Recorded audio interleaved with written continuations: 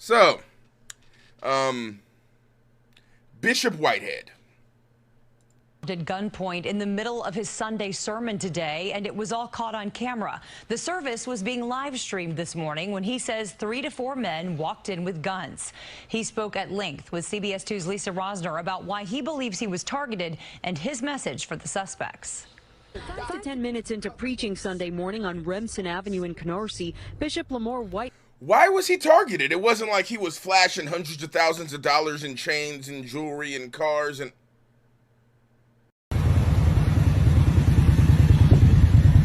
What's up, y'all? This is Bishop Lamar Miller Whitehead, man. Please, y'all, to get this. Repeat after me. I will not lose. Bishop, Apostle, you are not ready to stop the dynasty. Let's get back to the video. Whitehead saw the door in the back of the room kick open. How many of you have lost your faith because you saw somebody else die what you about to go through? Yo, all right. I seen 3 to 4 men come in. I said, all right. It's pretty much stating that I'm not going to do anything. I don't want my parishioners hurt, right? I got women and children there. As I got down, one went to my wife and took all her jewelry and had the gun in front of my 8-month-old baby's face. Took off my bishop's ring, my wedding band, and took off my bishop's chain, and then I had chains underneath my robe. He started tapping my neck to see if anything else. So that means they knew. They watched and they knew that I have other jewelry. Yeah. The church's live stream shows the gun being held on the pastor. They had the guns on my deacons that was at the door. Whitehead says what you don't see on camera are around 100 congregants who were in the room, men, women, and children. Here's the thing that you don't understand about black church pastors. If you run a church that size, you're a gangster. Like, you're a gangster. Like, that's just what it is. Like, straight the fuck up. 9 times out of 10, Jesus did not get you there, bruh. But your hustling mentality, your pimp mindset got you there. Because a lot of the times, preachers were old pimps. And they'll tell you that straight to their face. One of the easiest and one of the best ways to deliver, somebody else is to show yourself as a product of that delivery, right? He took this pimp and made me a man of God. Now give me all your money so that I can give it to God. You know what I'm saying? I turned them in, but the media called me the bling bling bishop. They had my Rolls Royce car all over everywhere, and I feel that played the part in this. I think all pastors should be able to get permits for pistols. The NYPD is investigating, and Whitehead says the mayor and top police brass have called him, pledging support to find the suspect. What would you have done? Fortunately, no one was hurt. My question is, like, what would you have done, right, with a pistol? What would a gun have done right there? Like, I'm honest. I'm being honest. I'm asking a question. If you are a pastor, you're at the head of a pulpit, right? There's, like you said, over 100 people in the congregation in front of you.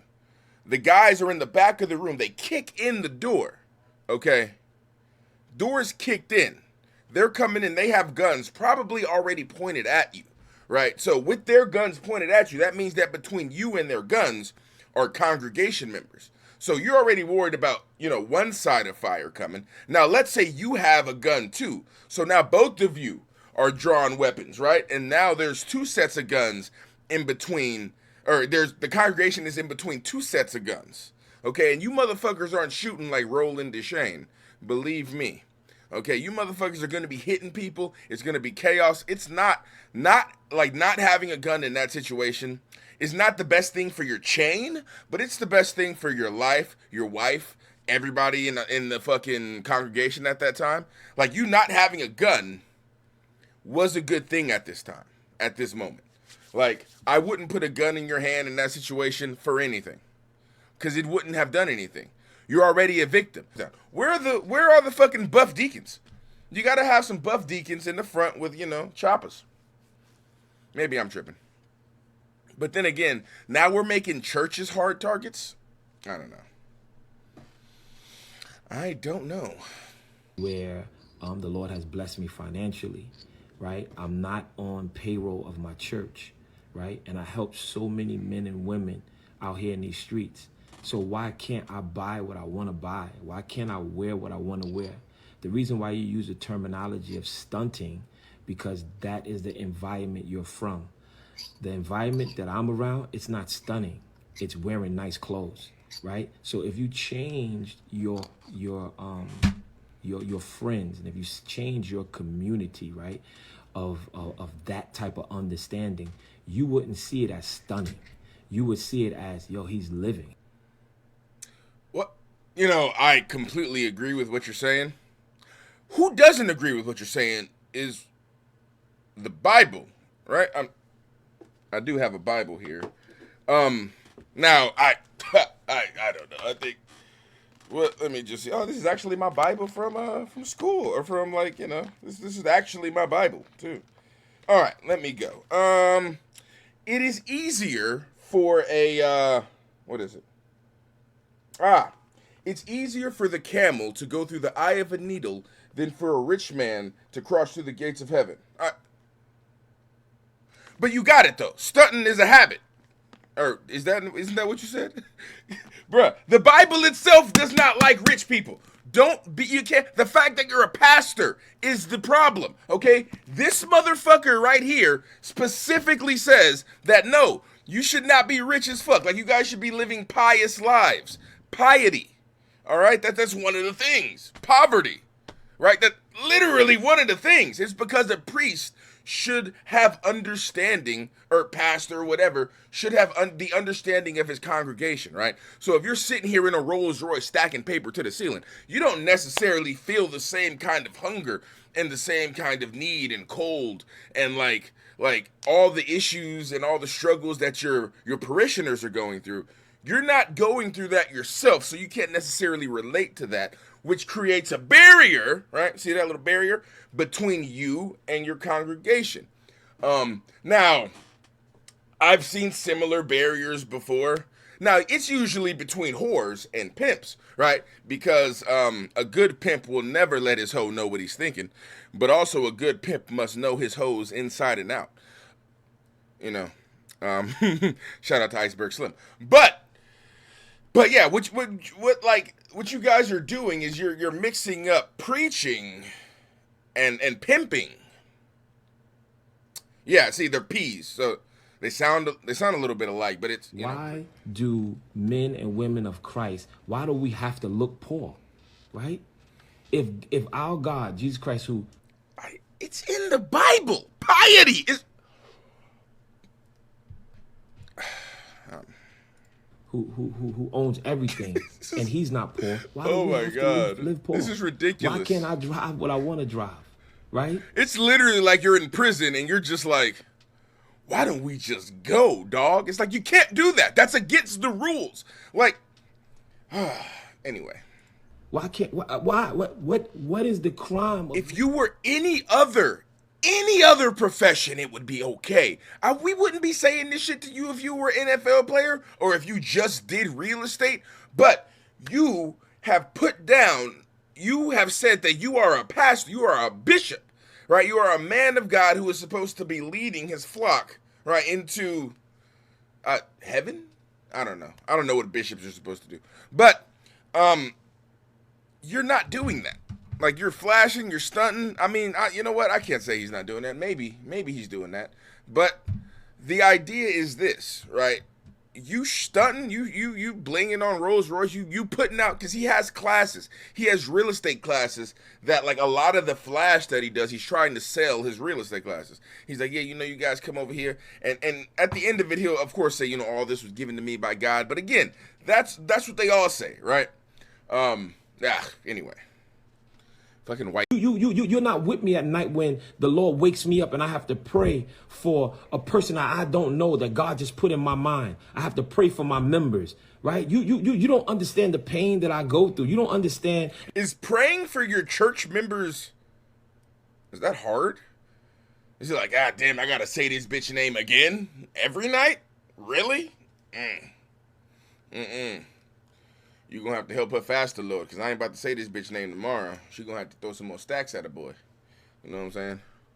And I'm not gonna say it's, you don't know the tens of thousands that I have to sow into people that don't have food, that I don't talk about, that can't pay their rent, that I don't talk about. Because that's none of y'all business. Because it doesn't really happen. Right? Right? So I just wanted to let you know, change your mindset, right? Change your mindset. Everybody talking about you're a scammer. I do not take a salary from my church. No, but the church takes money from their people. My church will tell you. Let's talk about the black church. A pastor was robbed today of nearly $500,000 in jewelry. Yep. As he gave his Sunday sermon. Dylan Roof walked into a church in Charleston, South Carolina, Mother Emanuel, and murdered 9 Africans, including 6 mothers. I'm trying to understand why we still have black churches who don't have security. I'm trying to understand. Oh, fuck. All right, me and Umar kind of brought up the same thing. While we have black churches that still don't have armed guards. So you obviously did your commentary, which I expected you to do, on Bishop Lamar Whitehead being robbed at what he says as gunpoint, and said that the gunman came in and took and stole $400,000 worth of cloudy diamonds, in your words. Those are not my words. You said they were cloudy diamonds. Okay.